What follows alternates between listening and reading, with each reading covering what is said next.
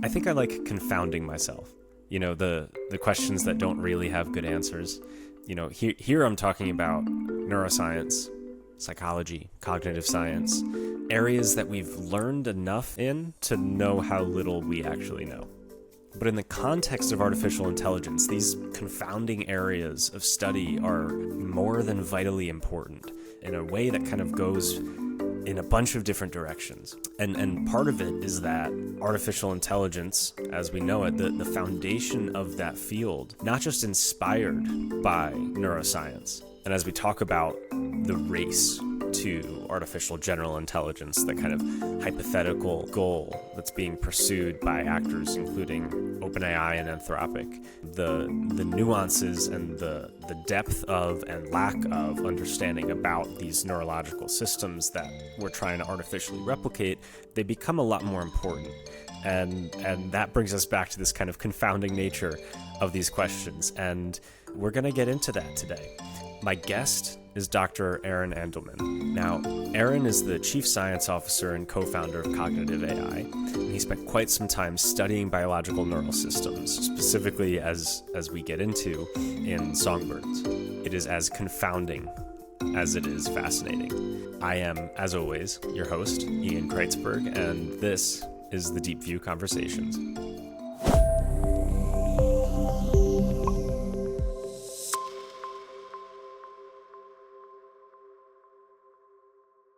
Aaron, thanks so much for joining me today. It's a pleasure to be here. Thanks for inviting me on. Absolutely. So, there's a lot to talk about. I feel like I say that all the time, and I'm very excited to jump in to all of it. And there's all these different kind of things, and to try and pick your brain from the neuroscience perspective. And I guess the place to start, or the place that I'm just going to choose to jump in, is the kind of biological nature of a lot of what we're dealing with. And so, as a field, machine learning kind of came about as a means of helping people attempt to better understand human cognition. But I know, since we've talked about it, that the roots are kind of in biology, and I know it has something to do with giant squids. So if you want to kind of start there and talk to me about this kind of very interesting, the natural root of this artificial pursuit. Yeah, let's see. That's a broad question. But I think there's a couple. There's many ways in which biology has informed like our understanding of intelligence. I think you could go all the way back to like Pavlov's dogs and understanding their associative learning, or operant conditioning, where you sort of put an animal in a box and let it figure out how to escape. Those those experiments with animals sort of led scientists to have like a framework for learning, which which eventually inspired, I'd say in like the 70s, a this whole field of reinforcement learning, which tried to sort of take those observations that we've seen in animals and make like a computational model of those. So like there's the animal research era, and then there's the reinforcement learning era where we try to like model that, and then there's modern reinforcement learning where we've combined that with neural networks and something called deep reinforcement learning, and lots of exciting things are happening there. That's sort of the reinforcement learning history, and so the biology is really in the understanding animal learning. Um, on the neuroscience side, what's powered the modern AI moment, I'd say, is this technology called artificial neural networks, which got sort of renamed deep learning in 2012, around the 2012 time, as I'm sure you know. Um, but that neuroscience, our understanding of the brain really isn't that old. We kind of came to understand that the brain was made up of these cells called neurons just 100 years ago, a little more. But in the early 1900s, and then we had no idea how they worked. And we started to learn like maybe they're electrical, um, and there's like somehow electricity is involved. And I just think it's so fascinating that someone was curious enough to want to dive into that, So there's a bunch of fortuitous things, which is the giant squid axon that you're referencing, which is someone figured out that these squids, I can't remember his name, but it wasn't Hodgkin and Huxley. It was a previous scientist, figured out that these squids have had these giant axons that were big enough that we could like work with them with the technologies we had in the early 1900s. You know, the microscopes that could weren't that good back then, and the tools we had for measuring electrical signals weren't that good because the transistor hadn't been invented. So we were kind of working in this with this less advanced equipment. And so there was this coincidence that this one animal had these giant axons, which is the part of the neuron that sends these electrical pulses from one neuron to the next.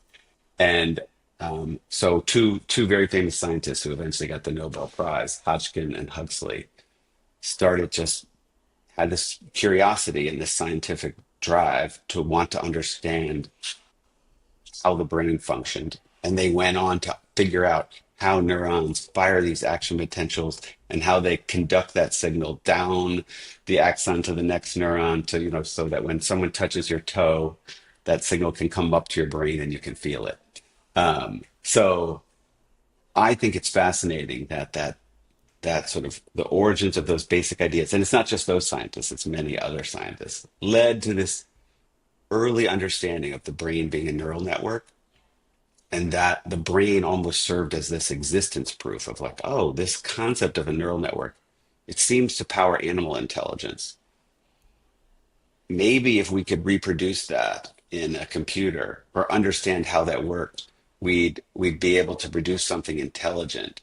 And to see that pan out over 100 years, thanks to lots of basic research and lots of different people curious about different components of the world, giving rise to this moment where we're like, hey, maybe we have finally, I wouldn't say we've cracked it, but we've started to make some real progress in understanding intelligence and producing artificial intelligence that feels remarkable. Started to make progress. Everything you said there is stuff that I fully intend on exploring to a much deeper level. You know, reinforcement learning and artificial neural networks and artificial intelligence itself, and curiosity and research. Like these are all very tied together and very interesting, and not talked about enough. But before we get into all of it, you know, we're talking about intelligence. We're talking about the nature of intelligence, the you know, whether or not we can replicate it or create something comparable artificially. And I want to start there, I guess, which is, I mean, to you, right? You studied the brain and people. What is intelligence? What's the thing that humans have that marks them as intelligent? First of all, I don't think only humans are intelligent. Or There's other many, animal yeah, species? yeah. There's many Many things different are. kinds of intelligence, and I think even in humans, we know that there are different learning systems in the brain that give rise to different types of our intelligence. So we have, you know, episodic memory, which is sort of powered, we think, by the hippocampus, where we can sort of experience something, store that away, and recall that later. Um, and and it has an ability to sort of capture salient events. So we have these long lives, but there's certain moments that get captured, and there's a whole system for doing that and sort of storing what our brain believes is relevant. We also have sort of semantic learning, where we're just like, oh, 2 + 2 = 4, and that, you know, that powers a lot of different kinds of intelligence, our ability to do math and our ability to reason. And then we have this maybe less appreciated form of intelligence. It has different names, but I'm going to call it probabilistic learning for now, which is rooted in these ancient systems, the basal ganglia, which is sort of the cortex is sort of the outer part of the brain. The basal ganglia is this deeper, older system that is used for like motor skill. Well, it's used for many things, but one thing would be like learning a new motor skill, which almost happens subconsciously. A lot of the learning that happens in this brain structure, you don't necessarily, you're not necessarily conscious that you're learning. They've done these amazing tasks. There's one famous assay called the weather prediction task, where the essence of it is that, you know, you're asked some question, And the answer to that question is unclear, but there's patterns that if you keep you they keep asking you these questions, and there's actually patterns in them. So like if you see a red square, you're supposed to say it's going to rain more often than not. And so people play this game, they see these cards, they have to guess. And if you ask them at the end, did you learn anything? They're like, no, that was a total disaster. I have no idea what was happening. I didn't pick up on any patterns. But if you look at their answers, uh, they actually start getting it right more often than not. So they're actually learning subconsciously. They're finding patterns in data, um, but they're not consciously aware of that. And that system is sort of like that. Actually, we use this term like "go with your gut." I feel like that's the system that when you say tap into that, it's like I tap into that subconscious understanding where things maybe aren't black and white, but it's probabilistic. There's a whole part of your brain that's sort of figuring out these sort of probabilistic, when is something more likely. If Aaron's tapping his nails on the desk, it probably indicates he's in a bad mood. Maybe it's not a good time to ask him a question. We pick up on these sort of cues and we learn those things. So going back to your question, what is intelligence? I think there's many kinds of intelligence, and and different animals have other unique kinds of intelligence.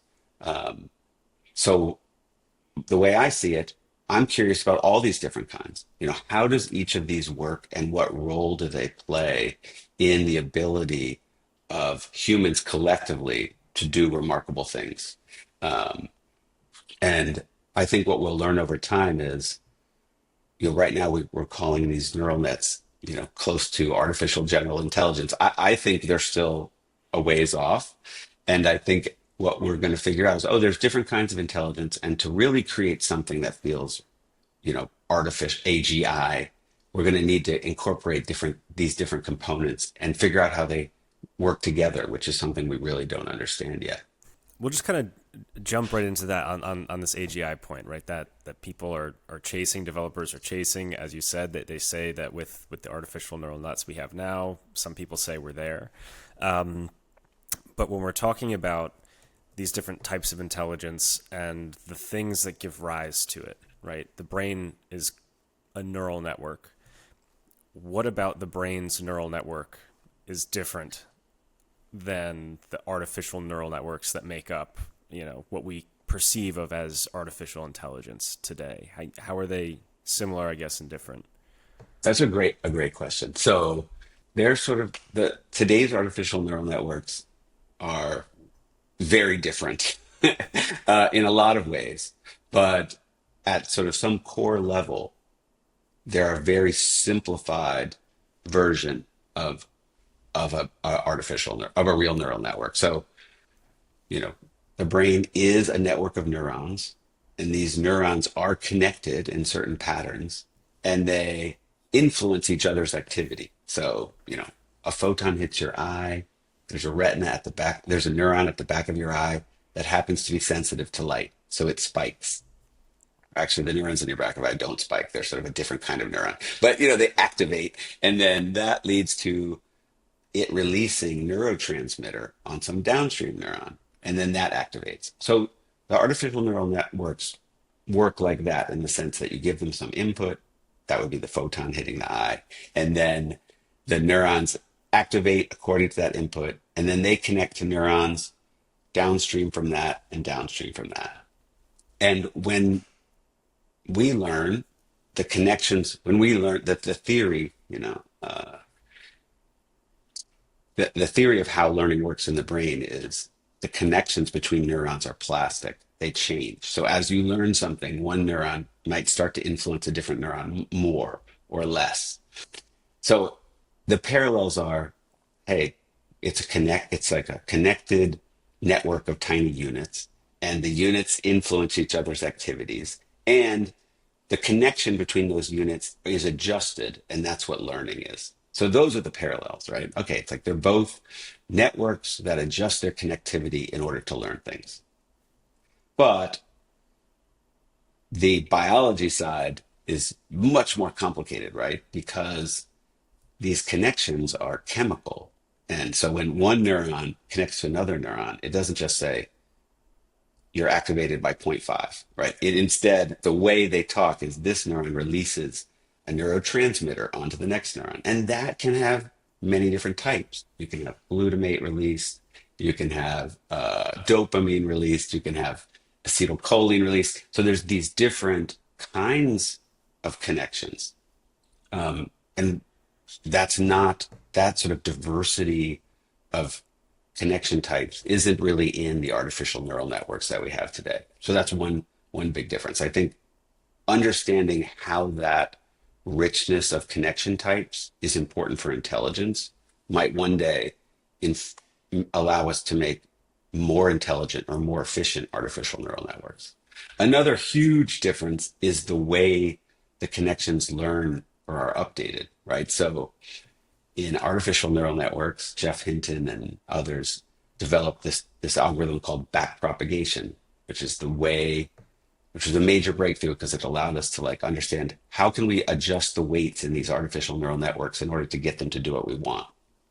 And that whole system is definitively not how the brain does it. So like, yes, they're artificial neural networks, but the way we update the weights is completely different. In our artificial systems, we use something called backpropagation. In uh, in biology, it's more complicated, and we're discovering there's different learning rules. So different neurons use different kind of rules to update their weights.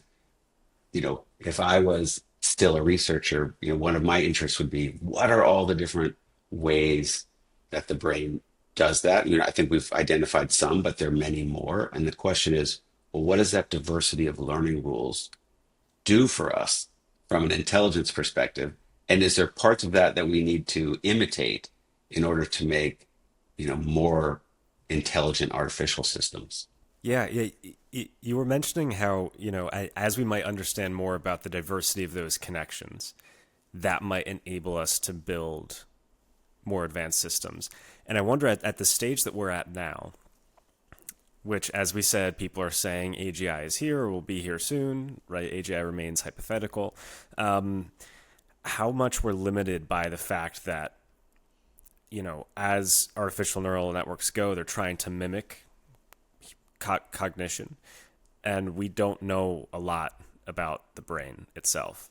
How much of a limiting factor is our just lack of knowledge about how the brain does what the brain does? Yeah, we don't know how limiting it is, right? There's some people who believe we've got everything we need. We if we just scale these neural networks and apply reinforcement learning, which is sort of the, in my opinion, the piece that people think is going to take these large language models all the way to AGI.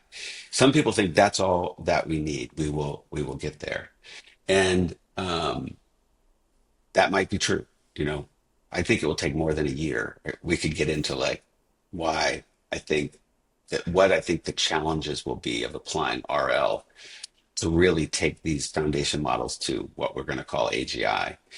And AGI is a tough term, and we can get into like what the definition of that is. And then, like we said, we don't know. It's possible those two tools will get us there, but it's possible that we need an additional breakthrough. We need to understand some new learning rule or some way that'll just take that reinforcement learning and make it more effective or more efficient.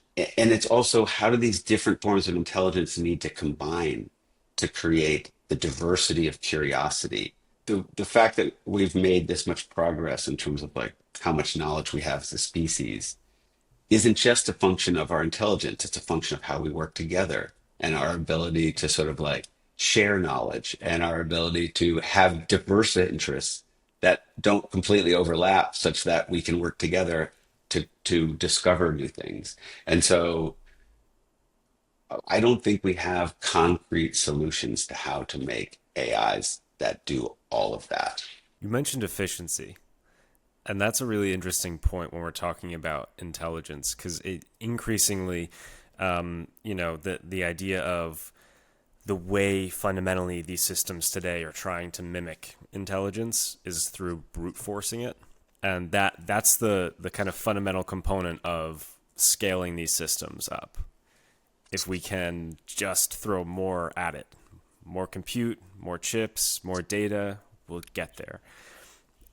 but it's a like it in its nature. It's unlike human intelligence because human intelligence is not scaled to that size. Like we are, it's a vast network of neurons, Right. but we weren't trained on, we haven't consumed and memorized and read every piece of writing and every piece of content that has ever been created in human history.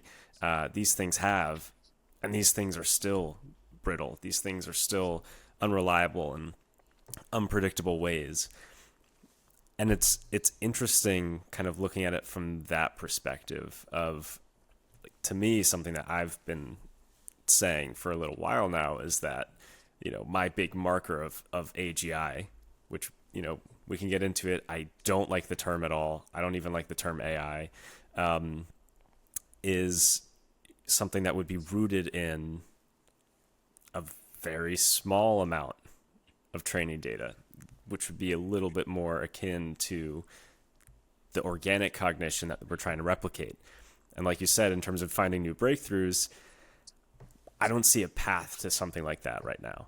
Yeah, I mean, I do think we're finding ways of getting more out of less data. In fact, I think kind of foundation models provide all this priors that lets you like fine tune with less data. So, I mean, multiple things there, but from an efficiency perspective, I think we'll certainly look back in 10 years and be like, wow, the systems we were building were wildly inefficient.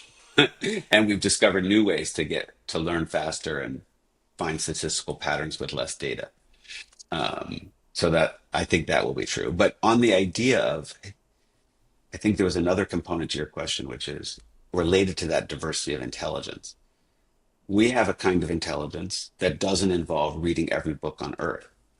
These foundation models, in a way, I think one reason there's all this buzz about this is going to be artificial intelligence or even super intelligence is because they work in a very different way. And they do have this remarkable wealth of knowledge, but they're, I mean, if you play with them for any amount of time, you realize that there's actually these wild gaps of like, yeah, yes, they like, in certain ways, they seem remarkable and super intelligent. In other ways, you're like, oh my gosh, it has no clue what it doesn't know or does know, so I think it's not really about is it super intelligent or generally intelligent. It's about understanding, well, what is it really good at? And how can we utilize that? Like, I don't think it's about to be, a super intelligence that is, dominates humans. And then we have like an existential question of like, what is our purpose? That seems to me some distance off, but it is going to surpass us. You know, computers surpassed us at like long-term memory a long time ago. They can hold on to things forever. And they surpassed us at processing speed a long time ago. They can multiply way faster than we can. And over the next few years, these AIs are going to surpass us at other tasks. I mean, it's already happening, uh, and that's amazing. Okay, but it's not AGI, or it's not what I call AGI, or it sounds like it's not what you call AGI. You kind of are like, hey, it seems like AGI is like ability to like go deep on one topic with not too much data and really like uh, extrapolate out and discover something new. I mean, that's one definition, but so my view is, hey, these things are going to get really good at certain tasks, especially where RL is a better fit.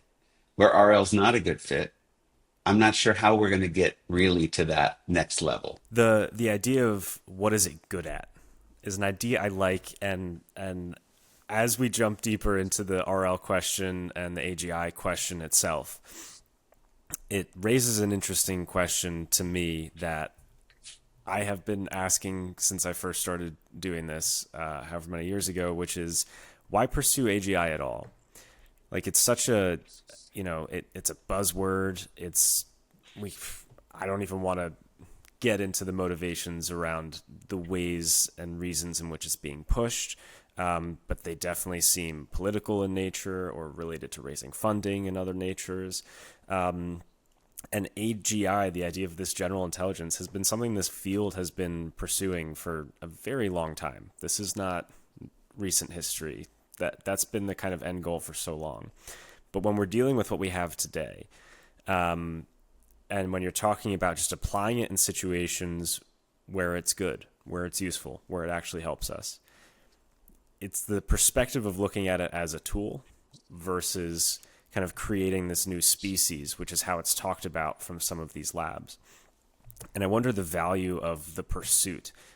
Like if we just diverted all our efforts to improving, models for cancer diagnosis instead of trying to build a general intelligence, so many resources are going to scaling LLMs up into this hypothetical thing, when if we looked at it from the targeted tool perspective, there's probably a lot of enhancement that we can do. And so, for you looking at AGI, is it a worthwhile pursuit? It's interesting. I don't really think I frame it that way of like you're either trying to do a niche thing with the current foundation models or you're trying to push the foundation models. I think there's room for both things to be happening. And you mentioned the pursuit of AGI as an old idea. I think that's grounded in curiosity about how humans work. How I think that's how I got interested in neuroscience was sort of had a mentor at Xerox Park who was a cognitive scientist and just got me thinking about actually he got me thinking about just visual parsing, like how we parse the world visually, which led me to reading some Steven Pinker books. And then I was like, wow, yeah, intelligence is this really fascinating topic. I went to get a PhD because of that. And I was interested in intelligence. I think I wrote my entrance essay or whatever on like diversity and intelligence and wanting to understand that.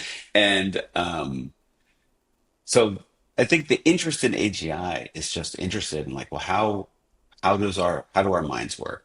How are we intelligent? So I don't think that will go away. And I think that pursuit is valuable. Um, these days, like you said, there's a lot of hype around we're already at AGI and and then there's that results in a lot of discussion of like, well, what does that mean? And I do think that if we did eventually create something that was super intelligent to us and along every dimension, that would be an existential crisis. Like, what is our purpose? I don't know if you ever saw that Broadway show Avenue Q, where the characters are like, "What is my purpose?" I feel like if that happened, we'd be like, "What is my purpose?" Um, but the in going back to like, well, why pursue this, and what are we investing our time in? You know, I think I think foundation models are important. They're gonna if we can build something that has this richer world knowledge on which we can build many different niche applications or sort of fine tune them for a particular use case. I'm an optimist. I think that's going to create a a better world. If it happens too quickly, then like shifts. I don't want to get into the politics and the shifts and what it will mean societally, but I'm positive, uh, especially around like uses in education. Um, and so your question, I don't remember what the exact question was, but I would say generally, I I don't see it as like should we invest in the individual applications or in AGI. And I don't even think creating the foundation models is purely in the pursuit of superintelligence. I think that's all spin around funding and things like that. Going back to the idea of scale, we're jumping all around today. Yeah, Um, yeah. the idea that we can use reinforcement learning to scale large language models into something better. Hmm.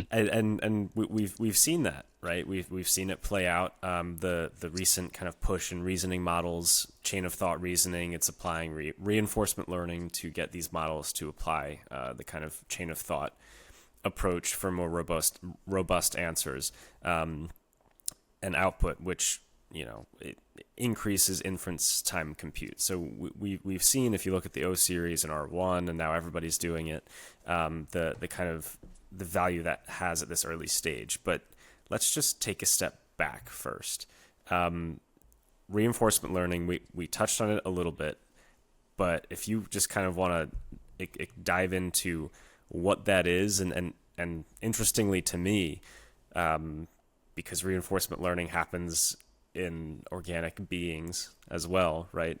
How RL is different in these kind of artificial environments compared to, like a Pavlovian thing. First of all, like what is RL?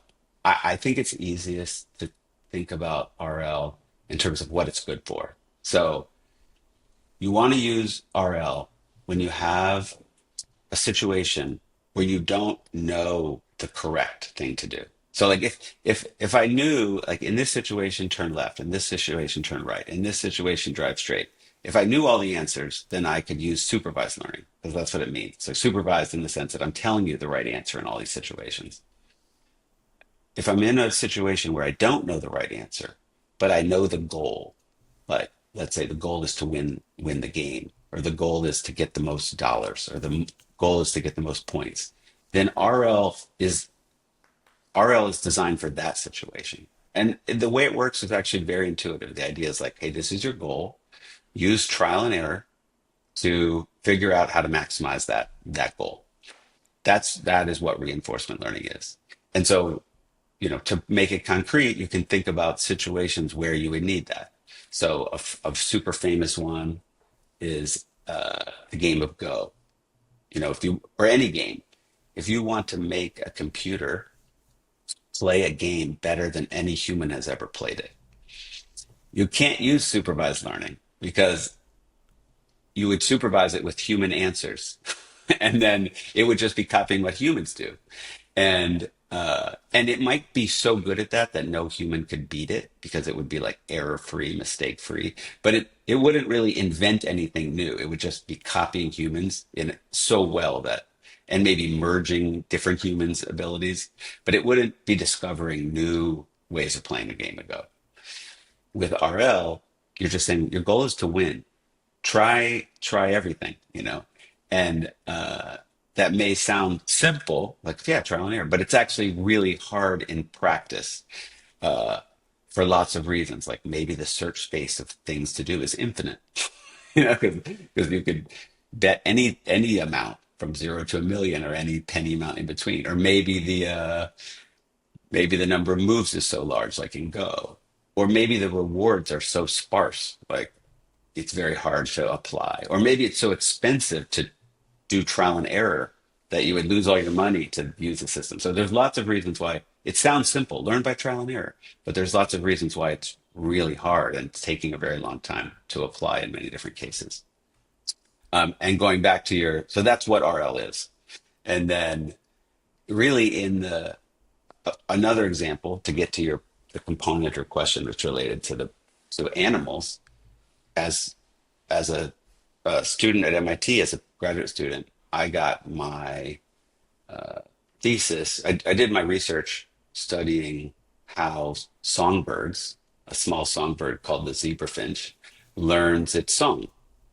And it turns out um, they don't they don't learn. They're not like genetically pre-programmed to produce the song. They actually learn to sing the song of typically their dad, but any tutor. So only the males sing.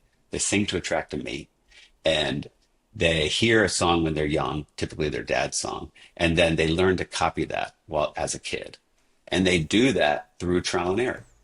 And over the last, and what we've learned is I think the reason there's a lot of excitement about this neuroscience reinforcement learning nexus is what we've learned is some of the algorithms that these computational folks came up with in the 70s, we see signals related to that in the brain. So sort of one key part of reinforcement learning is this idea of reward prediction error.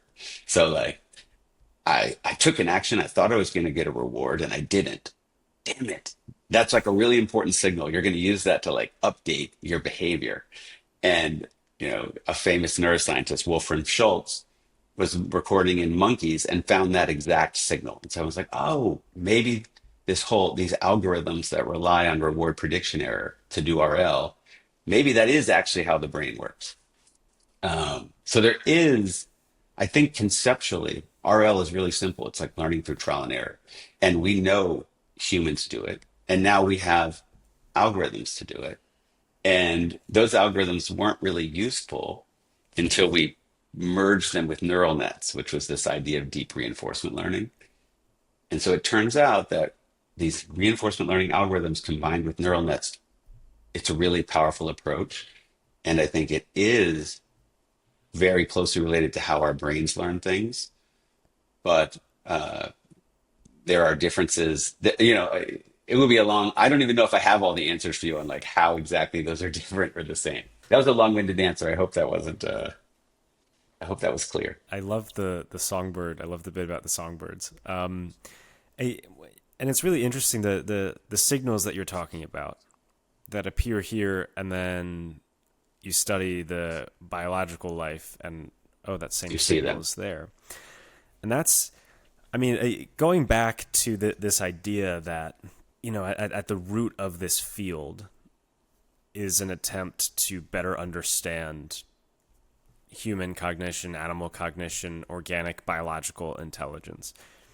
And I think an interesting similarity between these two things, right? We know large language models are referred to as these black boxes. We don't really know what's happening when they do what they do. We know general things about them, kind of similar to the brain. We don't know a lot about the brain. We know more. We're learning stuff.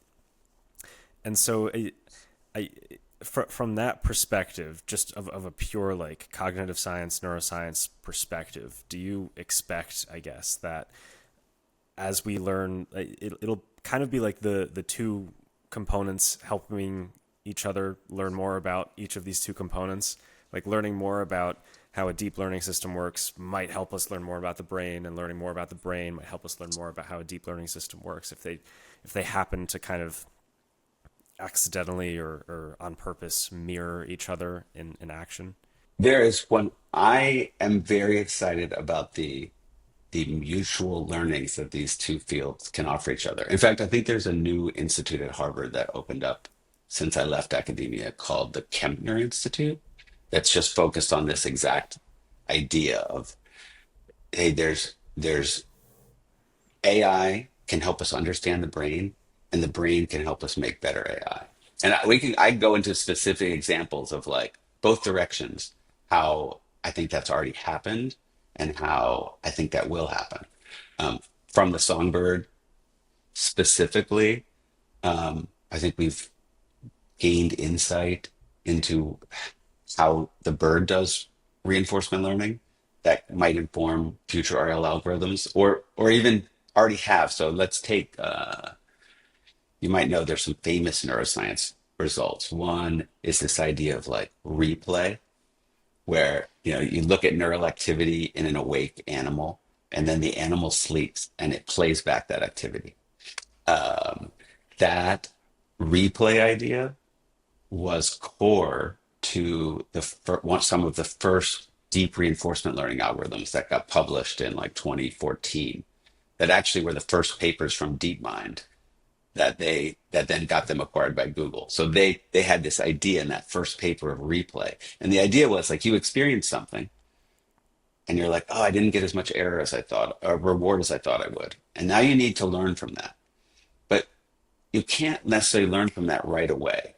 Turns out you need to like replay that experience over and over again in order to like update all the neural weights effectively. And so the original deep reinforcement learning paper was like, I need to replay these experiences. And that's exactly what we see in the brain. Like the brain like replays neural activity at night or even at rest. And the interesting thing about that replay is, they can look at the speed difference. Like in a rat, it doesn't replay the activity at the same speed of real life. It replays it at about 7x the speed. So we're like, oh, like we like the sort of fun quote is we dream at like 7x the speed of real life. So or there's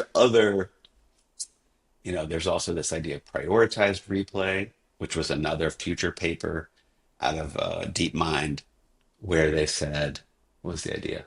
That basically was like, we don't want to replay all experiences equally. There's some experiences that are profound and we should replay them more often and learn from them more. And there's others that are less important.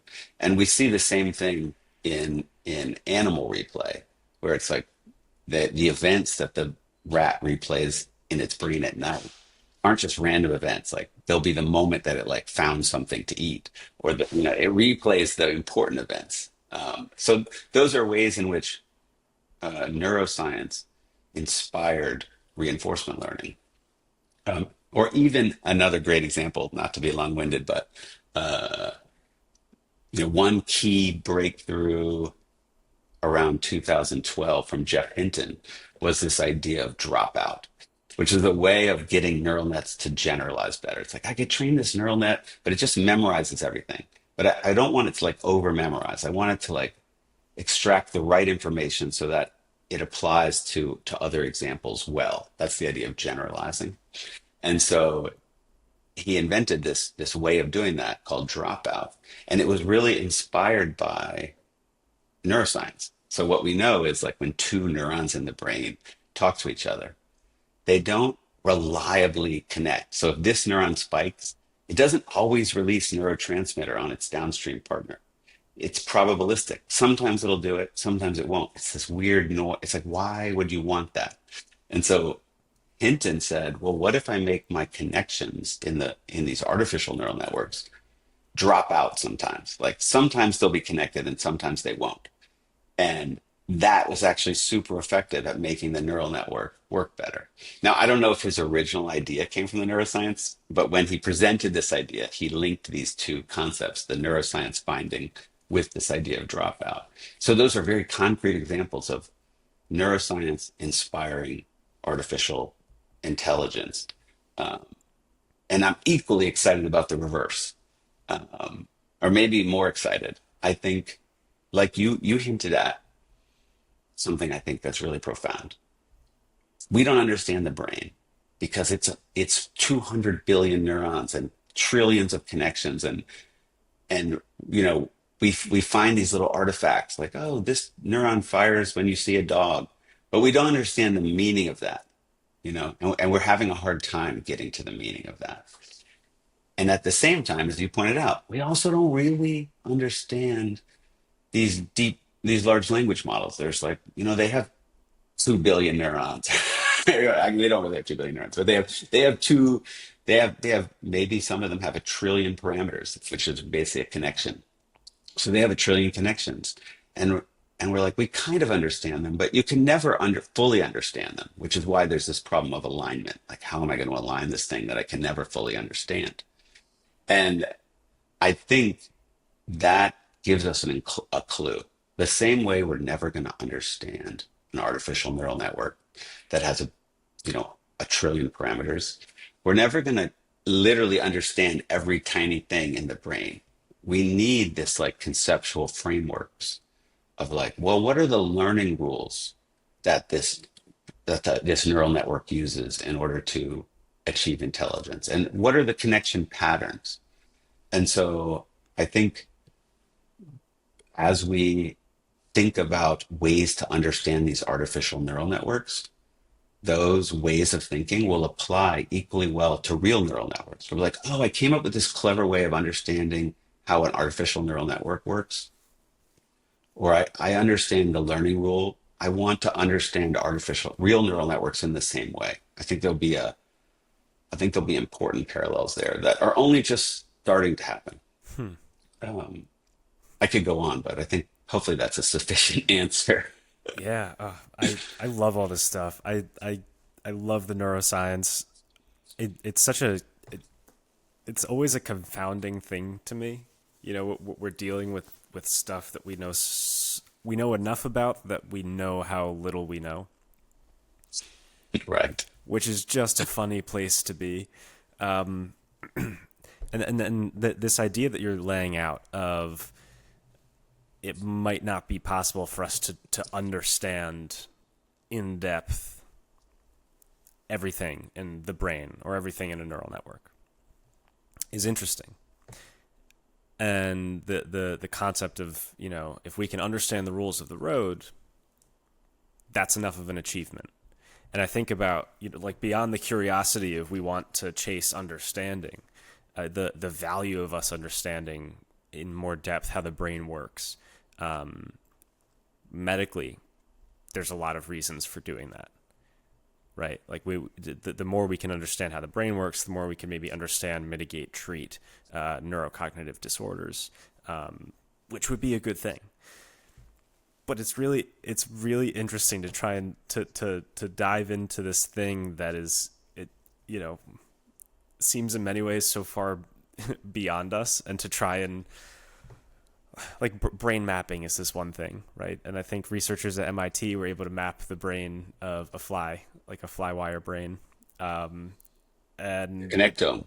yeah, and it was really Yes. hard, and it took a really long time, and it's such a small, simple thing compared to our brain, and it's just it's such a fascinating thing. Like we're chasing understanding. We talked earlier about curiosity and the kind of randomness of chasing these passions and human curiosity. Even down to you and chasing the songbirds and cognition in these animals, and the researchers who chase the giant squid axons, right? And I wonder, as we get to this point where curiosity is leading us to advancements in artificiality. If that's not a word, I just made it up.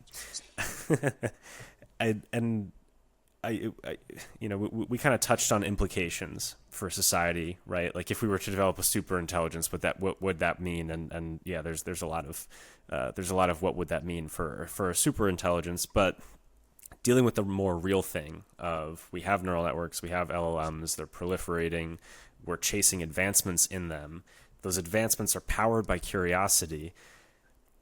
Could a more powerful system then start blunting our curiosity and blunting our passion to chase knowledge if, kids start being raised with a system that just has answers to questions, so they don't need to pursue stuff in the way that things were pursued. And I wonder what you think about that kind of just weird juxtaposition of creating or attempting to create a thing that can just do everything, and what that might mean for innovation. Well, first of all, I think a machine that will just do anything, everything is more than 5 years away, and probably farther than that. That's my prediction. I'm with you I there. really go out on a limb there. I think Jeff Hinton. I just watched his Nobel interview, and he had it at like 5 to 15 or 5 to 20, and I was like, yeah, I'll go with that. I think maybe farther, but I don't think it's this year. Let's put it that way. Um, and then also going back to your comment about the connectome. So Sebastian Seung was one of the important people on that fly connectome paper. He was actually on my thesis committee. I think that work is amazing. And I think it will fundamentally help us understand the brain better. It's kind of like the genome, but for neuroscience. I think I think some people question it, but I'm a big believer in that work. Just check that box. Um, in terms of AI-based system being so good that they blunt, I guess your right question was like human curiosity. I'm broadly optimistic. I think AI can be an amazing teaching tool. I'll give you a real example. So my daughter, um, she was working on this pretty hard math problem. It was, what was it exactly? Okay, it was that there's a 9 by 9 grid. Okay, and you have to put the numbers 1 through 81 in this grid. And the question was, what is the minimum number of rows and columns whose product will be divisible by three? So you can put the numbers 1 through 81 in this grid, and how what's the arrangement that'll minimize the number of rows and columns whose product is three? And that's a pretty hard problem. Yeah. Turns out there's some tricks. It's not that hard. Basically, the question is like how many rows and columns will have a number that's divisible by three in it. That's all you need to know. And so between 1 and 81, 27 numbers are divisible by three. So the question is like, if you have to put these 27 numbers in, how can you compact them so they touch as few products and columns and rows as possible? And I was trying to explain this to my daughter, and I was like, she wasn't quite getting it, because it's hard to visualize. I was trying to explain it, and she was like, I don't know. I could just see we were missing each other. And I thought to myself, man, it'd be really cool if I could make a little tool to visualize this. Like I have an image in my brain that's helping me solve the problem, but my daughter doesn't have that image in her brain.